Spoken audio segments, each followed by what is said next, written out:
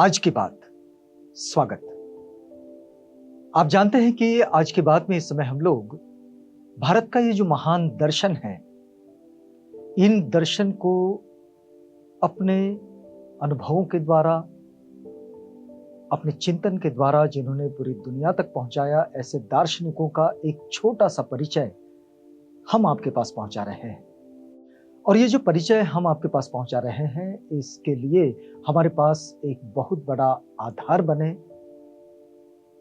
Professor doctor Rajendra Prasad Shakya, जिनका एक बड़ा शोध अध्ययन है जो उन्होंने पुस्तक के रूप में प्रकाशित किया है, जिसका शीर्षक है विश्व के महान बौद्ध दार्शनिक। तो प्रोफेसर डॉक्टर राजेंद्र प्रसाद शाक्य के इस अनमोल कार्य के लिए उन्हें हम धन्यवाद देते हैं, उनके प्रति कृतज्ञता व्यक्त करते हैं और उनके प्रति आभार व्यक्त कर इस दार्शनिकों के परिचय की कड़ी को आगे बढ़ाते हैं। आज इस कड़ी में है आचार्य स्थिरमति। यदि अभिधम्म के क्षेत्र में देखा जाए तो स्थिरमति को आचार्य वसुबंधु से भी बड़ा पंडित कहा जाता है। वैसे वे थे तो आचार्य वसुबंधु के शिष्य और प्रमुख शिष्यों में से एक, लेकिन स्थिरमति की ये जो बात है, इस बात को और उनके चिंतन को कुछ विशेष रूप से समझना भी बड़ा जरूरी होता है। यहां प्रोफेसर डॉक्टर राजेंद्र प्रसाद शाक्य अपनी बात को जब समझाते हैं और वे स्थिरमति का परिचय पहुंचाते हैं, तो वे इस तरह लिखते हैं कि स्थिरमति की शिष्य परंपरा जो रही, उसमें पूर्णवर्धन, जिनमित्र और शिलेंद्र बोधि का नाम उल्लिखित है। और आचार्य स्थिरमति ये विश्व के प्रसिद्धतम दार्शनिक वसुबंधु के प्रमुख शिष्यों में से एक। वसुबंधु के 4 विख्यात शिष्य, जिन्होंने अपने गुरु के पद चिन्हों पर चलकर अलग अलग चिंतन की दिशा में ख्याति प्राप्त की, और अभिधर्म में स्थिरमति ने, प्रज्ञा पारमिता में विमुक्ति सेन ने, और विनय में गुण प्रेम तथा न्याय शास्त्र में दिग्नाग ने ख्याति प्राप्त की है। और ये चारों के अपने अपने क्षेत्र रहे, लेकिन ये शिष्य रहे आचार्य वसुबंधु के। वैसे स्थिरमति का ये जो जन्म का स्थान है, इसके विषय में कोई खास जानकारी नहीं मिलती, लेकिन कुछ बौद्ध आचार्य जो हैं वो इनके जन्म स्थान को दंडकारण्य मानते हैं। दंडकारण्य मतलब आज का जो मध्य भारत है, इस मध्य भारत का हिस्सा, और यहां उनका जन्म माना जाता है। वसुबंधु से ज्ञान प्राप्त कर ये शास्त्रार्थ में इन्होंने अनेकों तैर्थिकों को पराजित कर दिया था और शास्त्रार्थ में बहुत निपुण थे। स्थिरमति के जो दार्शनिक ग्रंथ है, इसमें एक बात तो दिखाई देती है कि आर्य रत्नकूट और मूल माध्यमिक कारिका की व्याख्या उन्होंने लिखी है, और ये मूल माध्यमिक कारिका का अभिप्राय विज्ञप्ति मात्रता के अर्थ में उन्होंने लिया। तो ये भी माध्यमिक कारिका की ओर देखने का एक अपना विशिष्ट दृष्टिकोण हुआ। वसुबंधु की त्रिशंका पर उन्होंने एक भाष्य लिखा है। तिब्बती और संस्कृत भाषा में उच्च कोटि के उनके ये ग्रंथ है। मध्यांत विभंग सुत्त भाष्य, ये जो मैत्रेयनाथ के मध्यांत विभंग की टीका है, और ये संस्कृत में उपलब्ध है।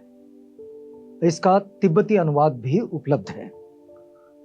अभिधर्म कोश पर कर्काशिंत नाम की व्याख्या अभिधम्म समुच्चय, तो ये भी दिखाई देता है।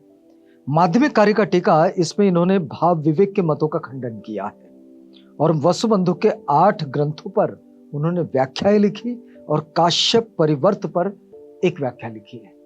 तो इस तरह से अगर हम देखें तो स्थिरमति के कोई स्वतंत्र ग्रंथ तो नहीं है, लेकिन उन्होंने ये जो व्याख्या और टीकाएं जो लिखी है, इसी के रूप में उनके ये जो भाष्य हैं, इसी के रूप में उनके ग्रंथ प्रसिद्ध है और उपलब्ध भी है। हम एक बात जरूर स्थिर मति के चिंतन में देख सकते हैं कि उन्होंने आचार्य वसुबंधु की जो बात है, मतलब उनका जो अभिप्राय है, उसे पूर्ण रूप से स्पष्ट किया है। और इस दृष्टि में भी स्थिर मति का योगदान दर्शन के क्षेत्र में बड़ा महत्वपूर्ण है। उनकी दार्शनिक व्याख्याओं में धर्म नैरात्म के 7 पदार्थ, इस शीर्षक के साथ प्रोफेसर डॉक्टर राजेंद्र प्रसाद शाक्य ने जो लिखा है, उसको हम थोड़ा सा यहाँ आपको बताते हैं कि मध्यांत विभाग सूत्रभाष्य टीका में स्थिर मति ने कहा है कि इस शास्त्र के प्रणयन का तात्पर्य बुद्ध भगवान के विषय में निर्विवाद कल्पक ज्ञान का उत्पादन है, जो कि धर्म नैरात्म की देशना से ही हो सकता है। स्थिर मति का यह मानना है। स्थिर मति कहते हैं कि निर्विवाद कल्पक ज्ञान जो है तथागत बुद्ध का, ये धर्म नैरात्म की देशना से ही हो सकता है। यथाभूत धर्म नैरात्म का प्रतिपादन ही इस शास्त्र में इसका मुख्य विषय है और इसके लिए 7 पदार्थों का विवरण उपयोगी है। लक्षण, आवरण, तत्व, प्रतिपक्ष भावना, अवस्था, फल प्राप्ति तथा यानांतुर्य। ये जो 7 उन्होंने विभाग किए हैं इसके, और इसके द्वारा वे इसे पदार्थ कहते हैं। इन पदार्थों को स्पष्ट करते हुए वे कहते हैं कि लक्षण का तात्पर्य संक्लेश एवं व्यवधान से है और आवरण का तात्पर्य अकुशल धर्मों से है। तत्व का तात्पर्य 10 अविपरीत धर्मों से है और प्रतिभावना का तात्पर्य मार्ग से है। अवस्था का तात्पर्य 21 प्रकार की गोत्रावस्था आदि से है और फल प्राप्ति का तात्पर्य है 15 प्रकार के विपाक यानी कि कर्म फल। और यानानुंतर्य, इसका तात्पर्य है बोधिसत्वों के असाधारण यान यानी कि मार्ग से। तो इस तरह वे इन 7 पदार्थों के द्वारा अपनी बात को आगे बढ़ाते हैं, उसको समझाते हैं। इस व्याख्या से ये बात स्पष्ट होती है कि 7 पदार्थ अधिमुक्ति चर्या भूमि से प्रारंभ होकर बोधिसत्व चर्या के आवश्यक अंगों तथा अवस्थाओं का बोध कराते हैं या उनके द्योतक हैं। तो स्थिर मति ने इन 7 पदार्थों की अनेक अन्य व्याख्याओं का उल्लेख किया है और इस दृष्टि में उनका ये जो दार्शनिक चिंतन है ये बड़ा महत्वपूर्ण आता है। एक और बात आती है योगाचार का मर्म तथा शून्यवाद से उसका विभेद। शून्यवाद से विभेद और योगाचार का जो मर्म है वो इनके दार्शनिक चिंतन में दिखाई देता है। तो स्थिर मति लक्षण के विषय में जैसे कि मैत्रेयनाथ ने कहा है कि अभूत परिकल्पोस्ति द्वयं तत्र न विद्यते, शून्यता विद्यते त्वत्र तस्यामपि स विद्यते। इस कारिका में योगाचार का मर्म तथा शून्यवाद से उसका विभेद परिलक्षित होता है। तो स्थिर मति ने इसकी व्याख्या का निरूपण इस तरह किया है। वे कहते हैं कि कुछ लोग ये मानते हैं कि सब धर्म शश विषाण के सिंह के समान सर्वथा अविद्यमान है। इस सर्वालाप के निषेध के लिए कहते हैं अभूत परिकल्प है अर्थात स्वभावतः है। यहां सूत्र में विरोध नहीं है और न शंका की जानी चाहिए क्योंकि सूत्र में यह कहा गया है कि सर्वधर्म शून्य है, किंतु इससे सूत्र में विरोध नहीं है क्योंकि वहां किसी प्रकार का द्वैत स्थापित नहीं होता है। फिर स्थिर मति आगे कहते हैं कि अभूत परिकल्पत तो ग्राह्यक रहित शून्य है।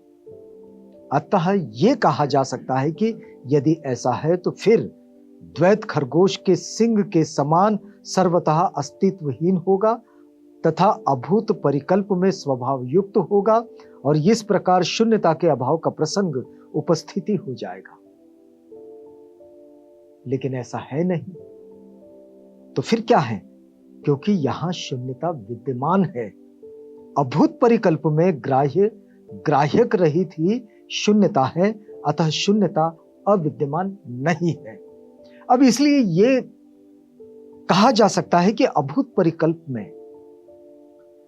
अद्वैय शून्यता विद्यमान है, तो हम मुक्त क्यों नहीं?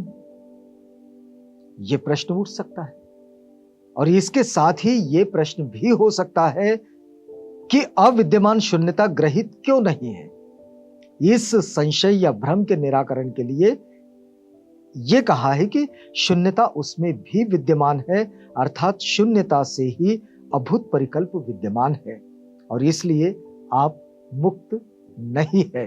यह स्मरणीय है कि अभूत परिकल्प का अर्थ चित्त चैत्य प्रवाह है और इस तरह से योगाचार के मर्म को और शून्यवाद का से उसका जो विभेद है, इसे बड़ी बारीकी से और बड़ी गहराई से अपने दार्शनिक चिंतन में स्थिर मति समझाते हैं।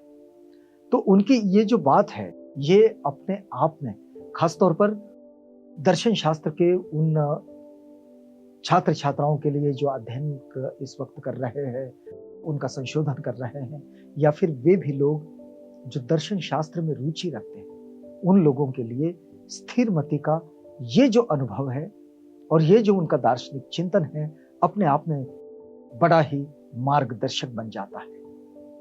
यहां हम लोग रुकेंगे क्योंकि ये वक्त अब पूरा होता है। अगली कड़ी में जब आपसे मिलेंगे तो स्थिर मति के दार्शनिक चिंतन के जो दूसरे अंग है, उन अंगों से आपको परिचित करवाएंगे। तो तब तक के लिए हमें इजाजत दीजिएगा।